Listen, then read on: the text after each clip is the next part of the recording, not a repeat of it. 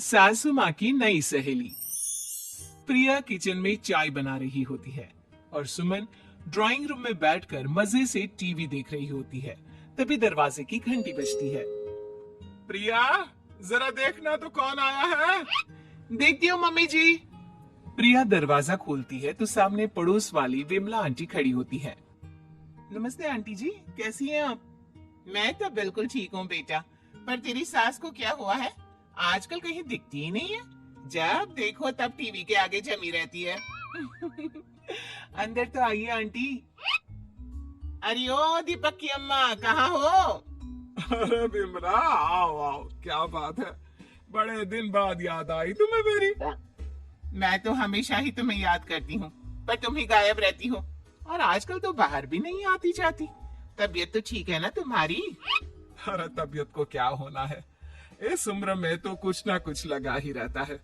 मेरी छोड़ो, तुम ये बताओ कि क्या चल रहा है गली मोहल्ले में। तुम गली मोहल्ले की छोड़ो, चल तो तुम्हारे पड़ोस में रहा है। तुम्हारी नई सहेली आई है। मेरी कौन सी नई सहेली?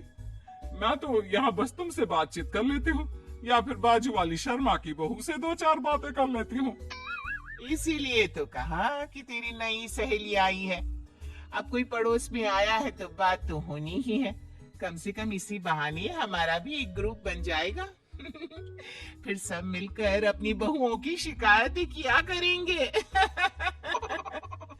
दोनों हंसने लगते हैं। तभी प्रिया चाय लेकर आती है और सामने टेबल पर रख देती है।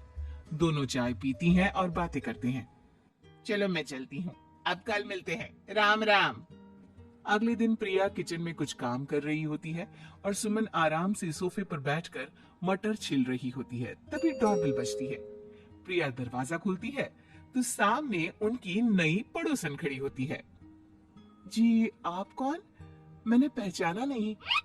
नमस्ते बेटा, मैं शारदा, आपके बगल वाले घर में अभी 2-4 दिन पहले ही शिफ्ट हुए हैं। ओह अच्छा अच्छा अच्छा, नमस्ते आंटी, अंदर आइए ना आप। देखिए तो मम्मी जी, आज कौन आया है। इतना कहकर प्रिया किचन में चाय बनाने चली जाती है।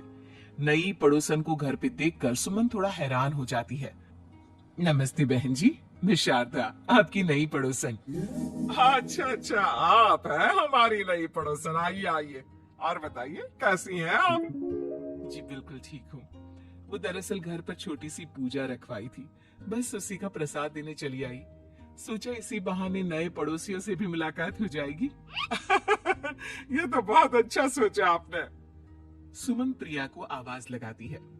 अरे ओ बहू, जरा चाय पानी का तो आके पूछ लो। ये आजकल की बहुएं भी ना, जब तक बोलो नहीं तब तक कुछ नहीं करेंगी। आई मम्मी जी। प्रिया चाय लेकर आती है। दोनों बैठकर चाय पीती हैं और खूब सारी बातें करती हैं। अच्छा बहन जी, अब मैं चलती हूँ, फिर मिलते हैं। अब तो आना जाना लगा ही रहेगा।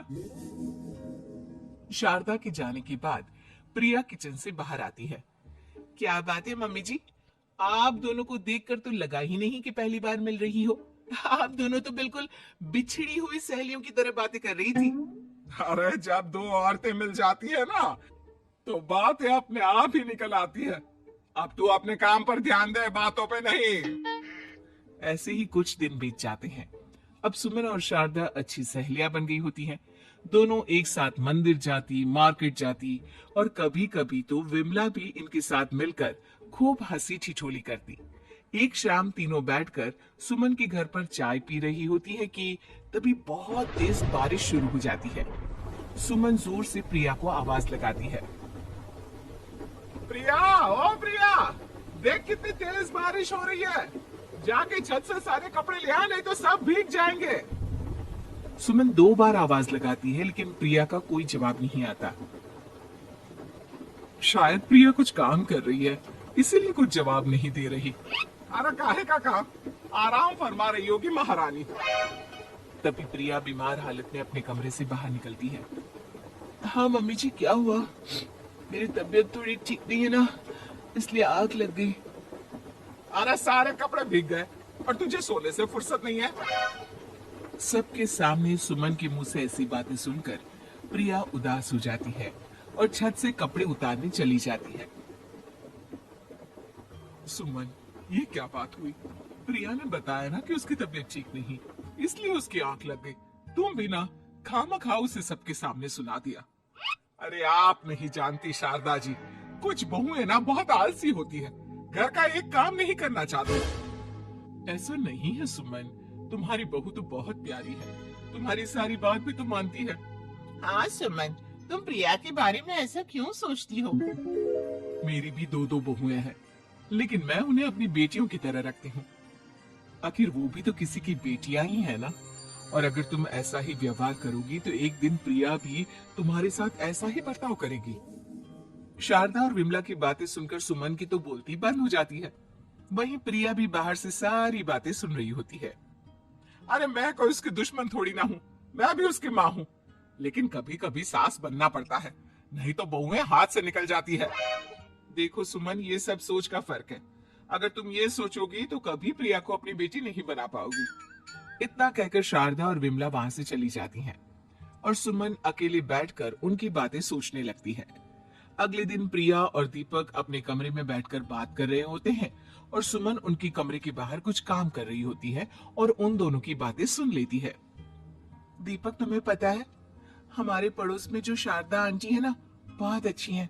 अच्छा, ऐसा क्या हो गया जो तुम्हें वो इतनी अच्छी लगने लग गई?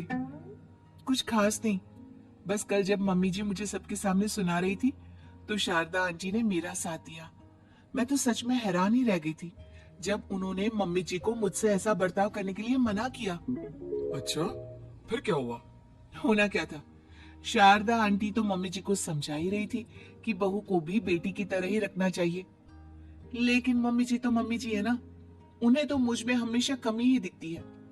काश मुझे भी शारदा आंटी जैसी सास मिली होती जो मुझे भी अपनी बेटी जैसे समझती।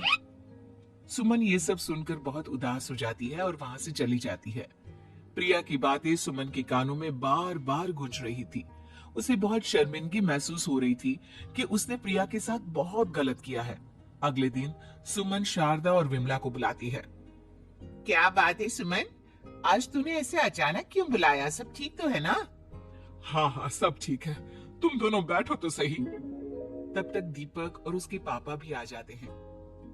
प्रिया, तुम भी आ जाओ। क्या हुआ मम्मी जी, आपने बुलाया?